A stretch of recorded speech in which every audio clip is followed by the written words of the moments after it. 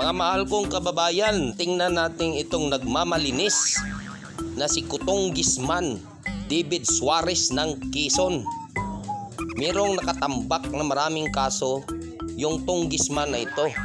Yung source sa Philippine Star, basahin natin. Representative David Suarez are facing plunder charges in connection with the alleged misuse of 812.73 million pesos that the provincial government received as the shares from the operation of the Pagbilao Power Plant.